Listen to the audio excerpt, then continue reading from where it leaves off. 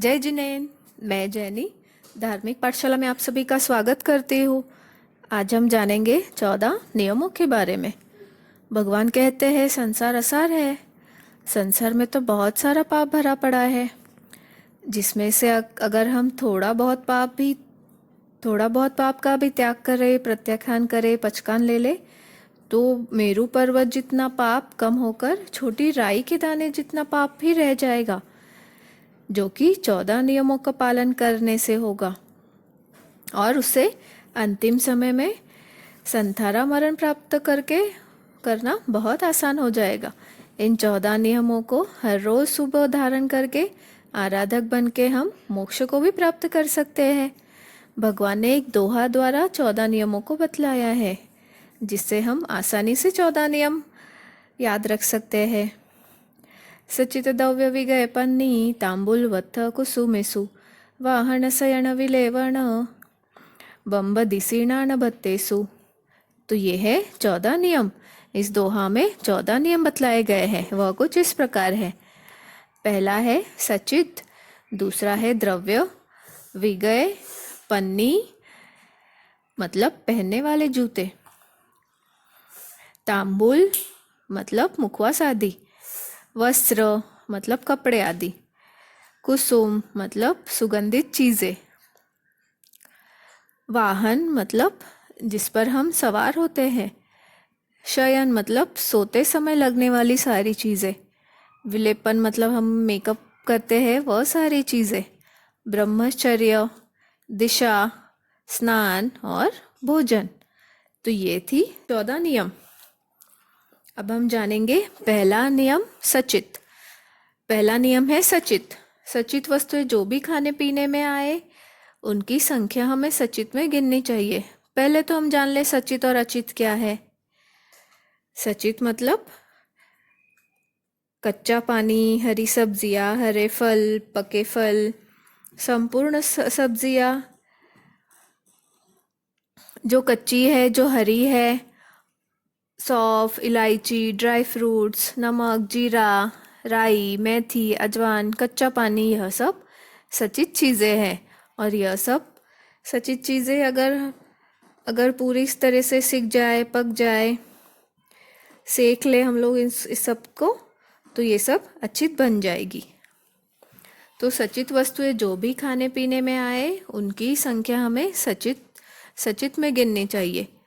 आप दिन भर में जितनी भी सचित चीज़ें खाने वाले हो, उसके अलावा बाकी सारी सचित चीज़ों का हमें त्याग करना चाहिए। बीज निकाले बिना सभी फलों का जूस सचित में गिनना चाहिए। अगर पके फलों का रस निकालकर छान कर रखा हो, तो कुछ समय बाद वह अचित बन जाता है। सेके हुए भुट्टे, अधूरे पके भुट्टे सचित में गिनना चाहिए। अगर वह उबाल लिए जाए, उनको अच्छे से पका लिए जाए, तो वह अचित बन जाते हैं। साफ किए हुए चावल को छोड़कर बाकी सारे अनाज सचित है। पिसने या सिजने से वो अचित हो जाते हैं, परंतु भिगोने से वह सचित ही रहते हैं। काले नमक को छोड़कर सभी नमक सचित है। उबाल कर बनाए हो या गर्म किए तो वह अचित बन जाते हैं। पिसने पर भी वह सचित ही रहता है। धनिया के 2 टुकड़े हो जाए तो भी सचित है। पीसे तो वह अचित बन जाता है।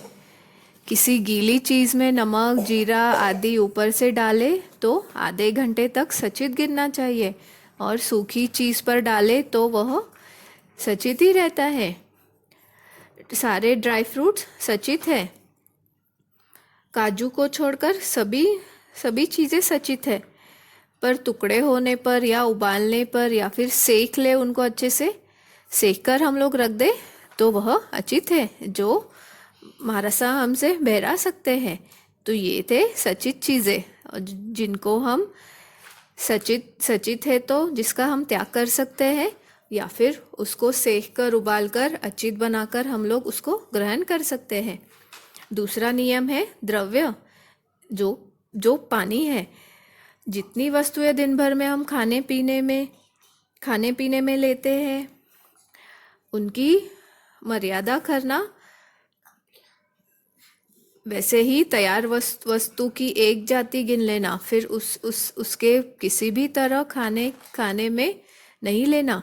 दूसरा तरीका यह भी है कि जितने तरह से स्वाद अलट पलट कर संयोग कर मिलाकर खाया है तो वह गिनती अलग की जाती है। जैसे दाल के साथ फुल्का खाया, सब्जी के साथ फुल्का खाया, कभी फुल्का खाया, तो यह सारे अलग अलग गिने जाते हैं। जितने स्वाद अलट वलट कर अलग अलग रूप से खाए जाए उतने द्रव्य बनते हैं। सुबह से शाम तक सचित या अचित जितनी भी चीजें खाने पीने में आवे उनकी जाति द्रव्य में गिनना चाहिए। जैसे गेहूं के आटे की रोटी, खाकरा, पुड़ी, यह सब अलग अलग द्रव्य माने जाते हैं। तीसरा नियम है विगय। विगय 5 प्रकार के हैं। वो कौन से हैं?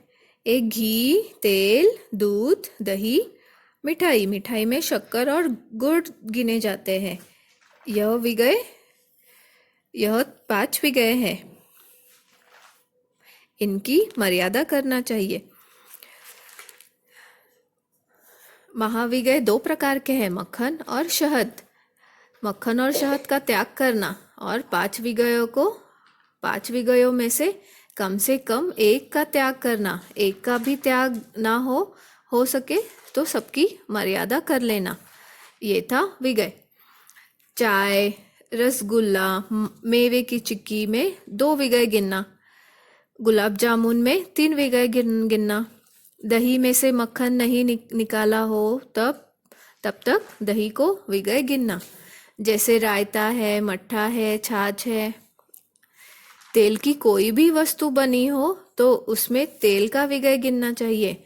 जैसे जूस है, साग है, अचार है, तली हुई सारी चीजें हैं। शक्कर, गुड़ और इनसे बनी चीजों को और गन्ने के जूस को विगय में गिनना चाहिए। परंतु जो चीजें शक्कर गुड़ के बिना स्वाभाविक ही मीठी है, जो ओरिजिनली मीठी है, तो विगय में उनको नहीं गिनना चाहिए। जैसे फल, ड्राई फ्रूट्स है, खजूर है, ये तो ओरिजिनल ही मीठे है, उसमें हम लोग शक्कर गुड़ नहीं मिलाते हैं, तो यह विगय में नहीं गिने जाते हैं। साग व कड़ी में दही का आगार हम रख सकते हैं। चौथा है पन्नी। पाँव में पहनने के जूते, चप्पल, यह सब चमड़े की हो, रबर की हो इत्यादि की मर्यादा, जो हम लोग घर में पहनते हैं, जो बाहर पहनते हैं, कई फंक्शन में जाना है तो उसके लिए एक अलग, इन सब की मर्यादा करना चाहिए। स्पर्श आदि किया हो, भूल आदि से उसको पहन लिया हो तो उसका हम आगार रख सकते हैं। गुम हो जाने पर, दूसरी जोड़ी पहननी पड़े तो उसका भी हम आगार रख सकते हैं। घर के सभी जूते चप्पलों को छोड़कर बाकी सभी जो भी जूते चप्पलें हैं उन सब का हमें त्याग करना चाहिए। 5वां है तांबुल। तांबुल में आता है सारी मुख साफ करने की चीजें, मुखवास की चीजें, जैसे सौंफ, सुपारी, इलायची, पान, चूर्ण इत्यादि सारी चीजें तांबुल में गिनी जाती है, जो कि विगय है। मिश्र वस्तु जैसे पान आदि में एक जाति गिन सकते हैं और अलग अलग भी गिन सकते हैं।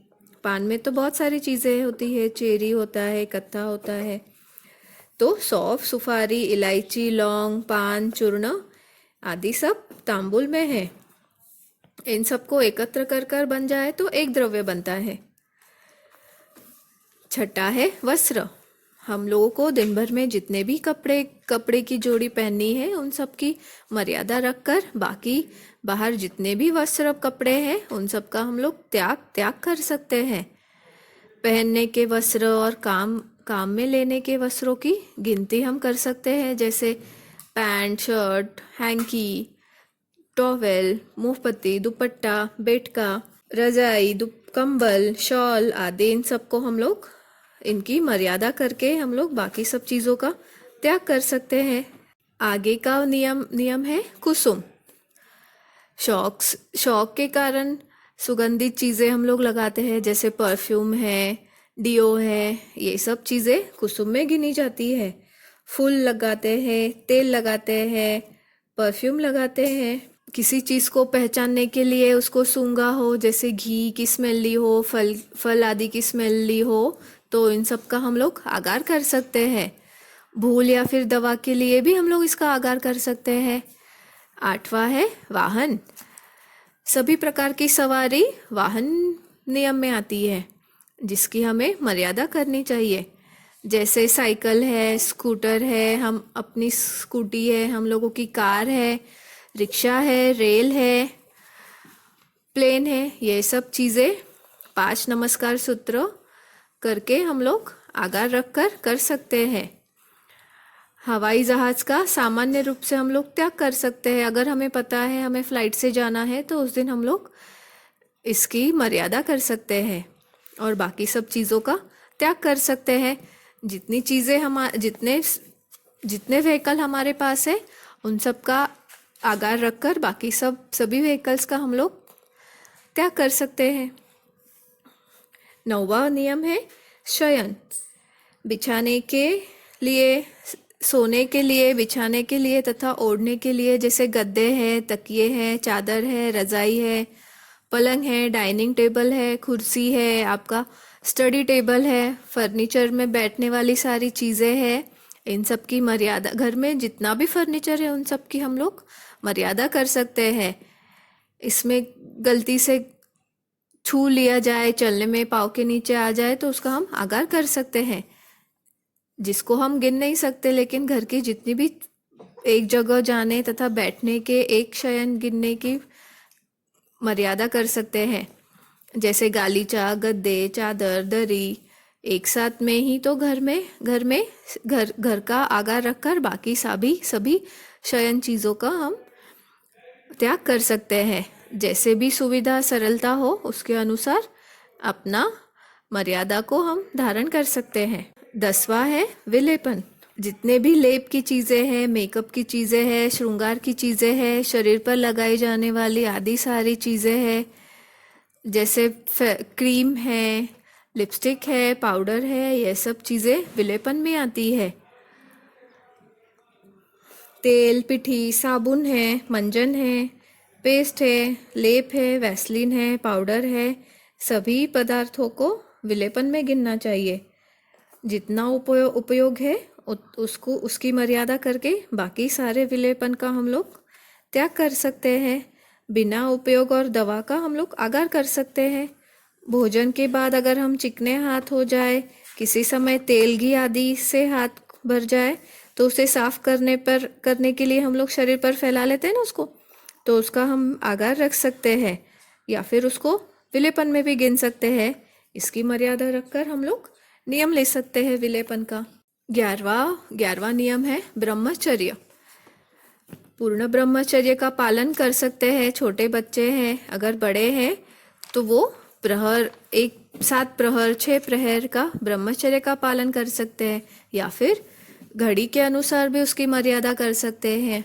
युवक अवस्था तक ब्रह्मचर्य का त्याग कर सकते हैं। मारसा आदि से उसका हम प्रत्याख्यान भी कर सकते हैं। 12वां नियम है दिशा। अपने अपने घर के अलावा चारों दिशाओं में, अपना घर जहाँ है उसके चारों दिशाओं में स्वाभाविक है जितना किलोमीटर हम लोगों को जाना है, जैसे मॉल है, पाठशाला है, स्कूल है, ये जितने जितने डिस्टेंस पर है उतनी दिशाओं को काउंट करके हम लोग उसका मीटर गिनकर उसका हम मर्यादा, उतने किलोमीटर का हम लोग मर्यादा कर सकते हैं, और बाकी सारी चीज़ों का हम लोग त्याग कर सकते हैं। चारों दिशाओं में जितने किलोमीटर का हम लोगों को इस्तेमाल करना है, अपने स्थान से जितनी ऊंची दिशा में मकान की मंजिल है, उतना गिनकर हम लोग बाकी सब चीज़ों का त्याग कर सकते हैं। 13वां नियम है स्नान। पूरे शरीर पर पानी डालकर स्नान करना बड़ी स्नान कहलाता है। पूरे शरीर को गीले कपड़े से पोंछ लेना मध्यम स्नान कहलाता है, और हाथ पैर मुंह धोना छोटी स्नान कहलाता है। इसकी मर्यादा करना स्नान नियम है। बड़ी स्नान, मध्यम स्नान, छोटी स्नान तथा स्नान के कुल जितना जितना पानी आपको इस्तेमाल करना है, 1 बकेट है, 2 बकेट है, उसकी मर्यादा करके बाकी बाकी सारे पानी का हम लोग त्याग कर सकते हैं। तालाब, नल, वर्षा, इन सब का त्याग कर सकते हैं। रास्ते चलते नदी या वर्षा आ जाए तो चलने का आगार हम रख सकते हैं, अथवा जानबूझकर नहाने का हम लोग तो त्याग कर सकते हैं, जैसे पानी में भीगना, फाउंटेन में खेलना, यह सब हम लोग त्याग त्याग कर सकते हैं या फिर मर्यादा कर सकते हैं। स्विमिंग पूल में जाना, इसकी भी हम लोग मर्यादा कर सकते हैं। तो ये था 13वां नियम, स्नान। अगला और आखिरी नियम है भक्त या फिर भोजन। दिन में हम जितनी बार खाना खाते हैं उसकी हम मर्यादा कर सकते हैं। जैसे भोजन है, दूध है, चाय है, नाश्ता है, हम लोग मुखवास खाते हैं, फल फ्रूट खाते हैं, शाम को स्नैक्स खाते हैं। जितनी बार हम लोग मुंह में खाने की चीज़ें डाल रहे हैं उतनी बार उसकी गिनती करके उसकी हम मर्यादा कर सकते हैं। बाकी सबका त्याग कर सकते हैं। गलती से खाने में आ जाए, भूल चूक से खाने में आ जाए तो उसका हम आगार रख सकते हैं। परीक्षा हेतु चखने का आगार रख सकते हैं, भूल का भी आगार रख सकते हैं। रात्रि भोजन का त्याग कर सकते हैं या फिर तिव्यर चौव्यर कर सकते हैं।